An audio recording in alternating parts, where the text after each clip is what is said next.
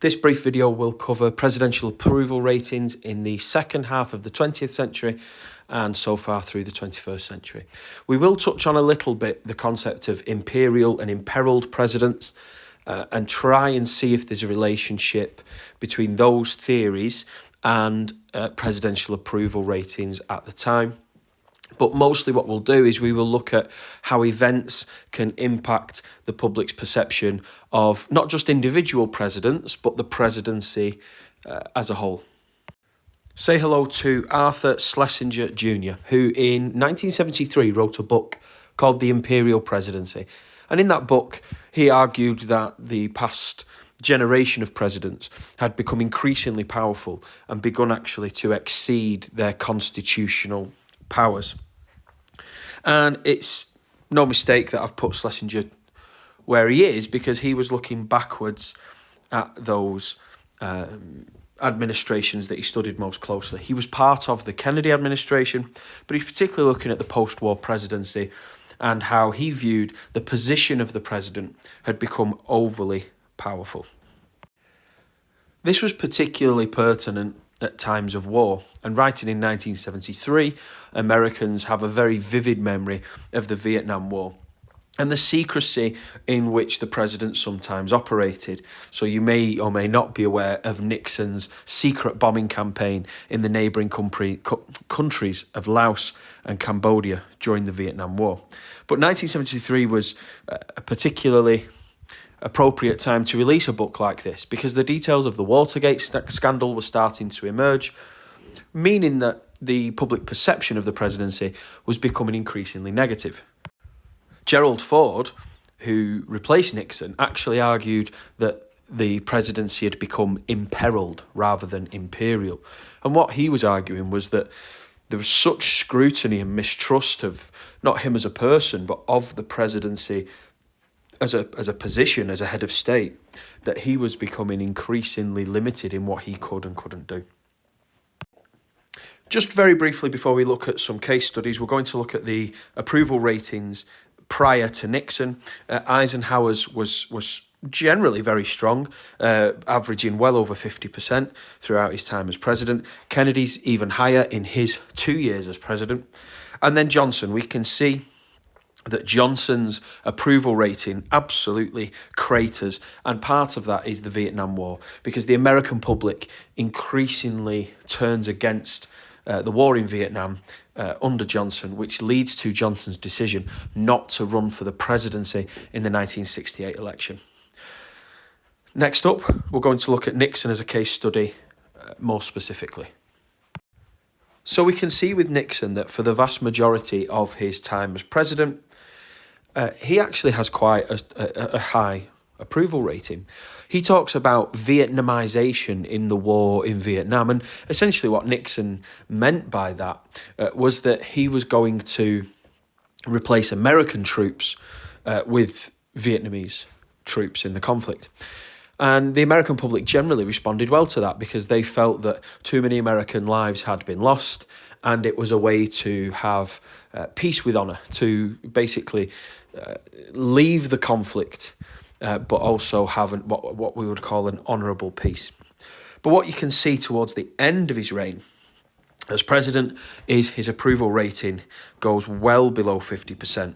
And when he leaves office, his approval rating is a shockingly low 24%. And that is because of Nixon's role in the Watergate scandal, especially the belief that he lied to the American public when he said that he had no knowledge or involvement in the bugging of his political rivals, the Democratic National Committee.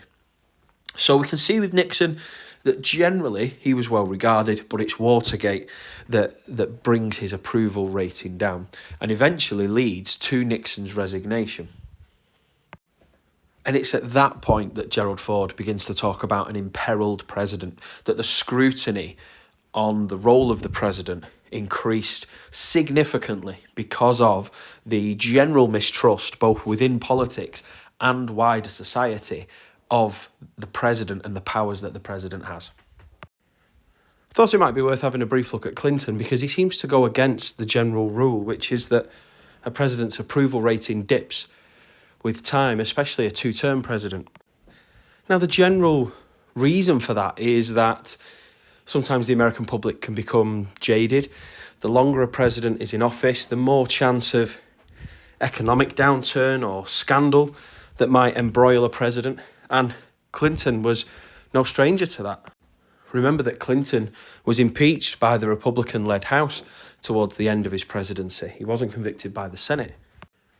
And also, we have linked to, in some ways, his impeachment, the Monica Lewinsky scandal, where he essentially told the American people that he did not have an inappropriate relationship with Monica Lewinsky, and he turned out to have lied about that. And so you might expect that public trust in the president would be lower, but actually his approval rating upon leaving office was 66%, which for me is, on the surface, quite high, and the reasons for that are not clear. The best reasons I can think of is the economy was in a much stronger position when Clinton left office than when he joined it. And also, he had passed healthcare reforms, which had extended healthcare to millions of Americans. And we can't also neglect and forget Clinton's personal charisma, which had always served him well in the public eye. I think for me, the key thing is the economy. In 1999, when Clinton was leaving office, 71% of Americans said this was the best economy of their lifetime. And I think people were able to put their own interests, their own situation ahead of Clinton's perceived personal failings. The opinion polling seems to show that although the public's personal perception of Clinton fell, they were able to separate his individual failings with his job as president. And when they considered the job that he had done in role, they were very happy, particularly when it came to the economy. Next up as a case study is George W. Bush. You can see in the early months of his presidency, his approval rating shoots up dramatically and immediately, and that is in the aftermath of 9/11, because Bush was seen to have been a leader that was bringing the nation together and had acted decisively. And what's important to note is that what is responsible for Bush's high opinion polling is also partly what's responsible for the fall in his approval rating. So the response to the September the 11th attacks and the decision to engage in a war on terror was well received by the American people.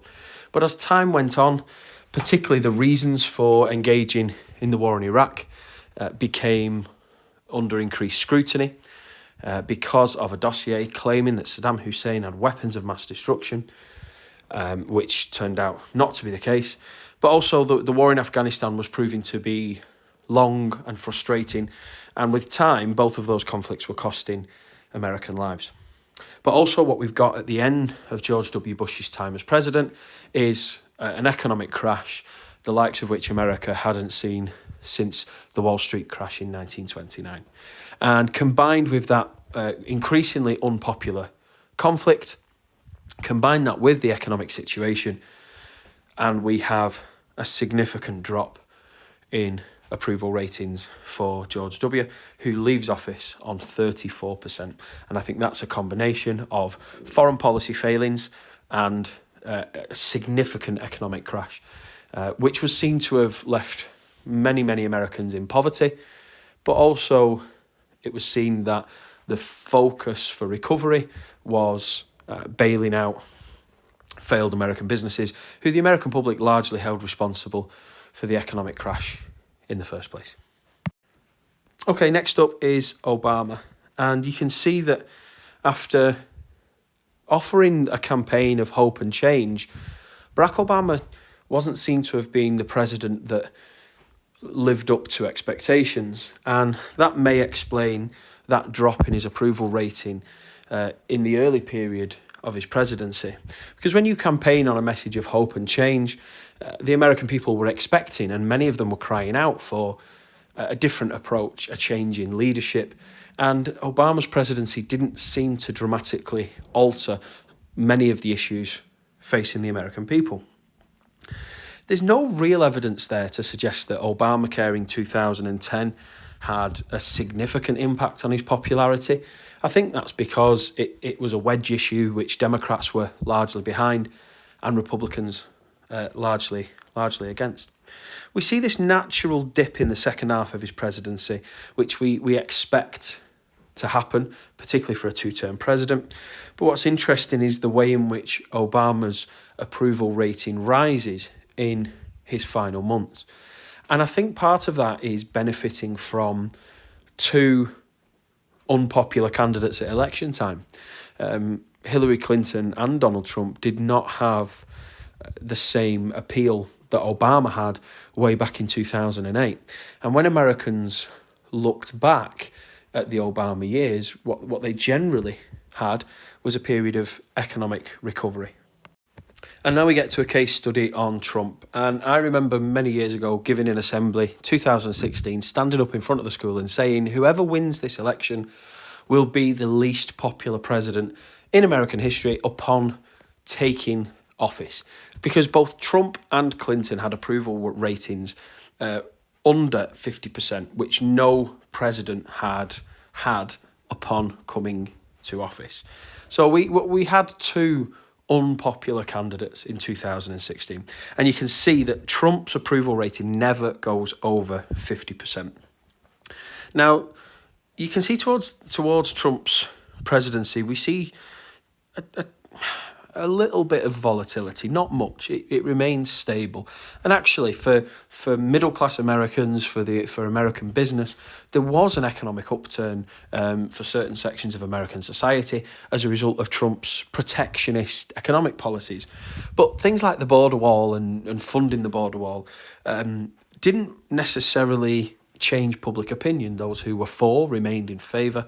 Those who were against remained in opposition to it. And equally, the government shutdown, we see a slight dip at the time of the federal government shutdown in 2018-19, but nothing dramatic. The most sort of dramatic fall comes in the final months of his presidency, in the aftermath of January the 6th, when Donald Trump rejected the result of the election from November and played some role in the events of January the 6th, when Trump supporters stormed the Capitol building and tried to stop Mike Pence from confirming the results in the Senate. And Trump's role in the riot on January the 6th and the attempt to essentially overthrow the results of a legitimate election meant that we did see a dip in his approval rating, 34% upon leaving office.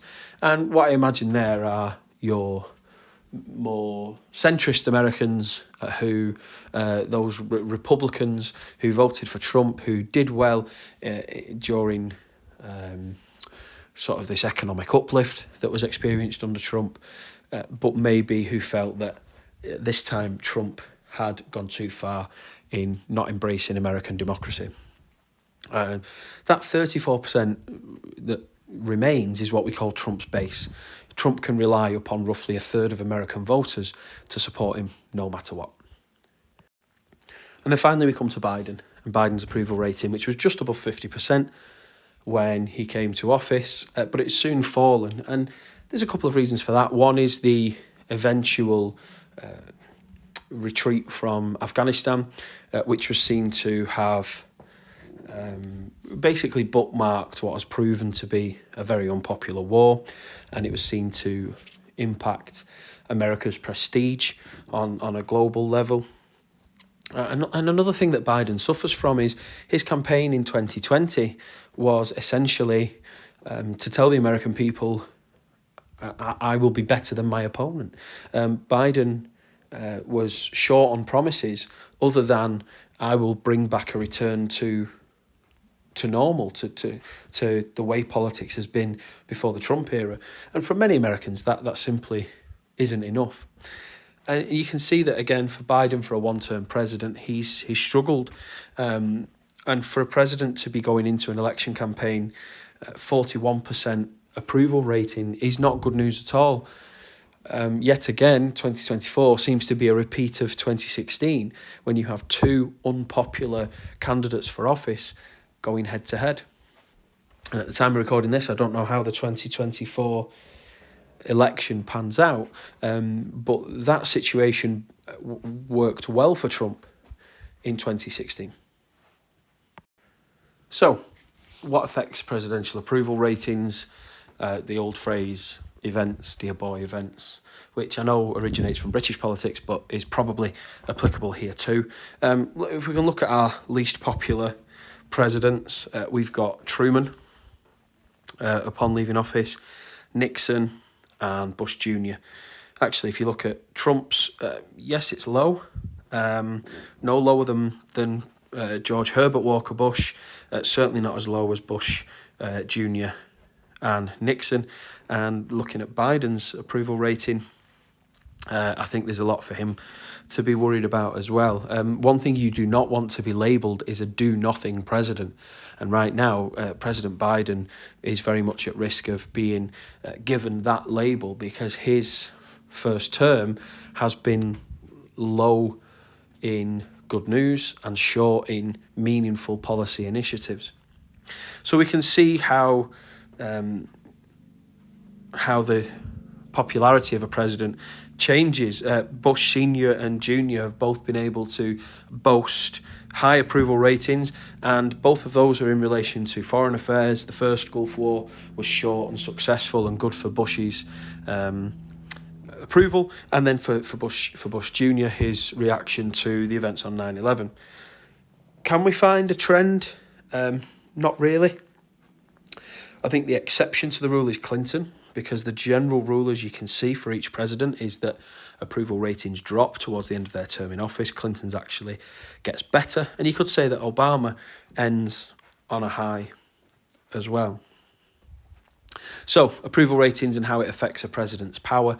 When we have an age of the president's image and prestige, approval ratings can give us a really good indication of how people view both the office and the individual.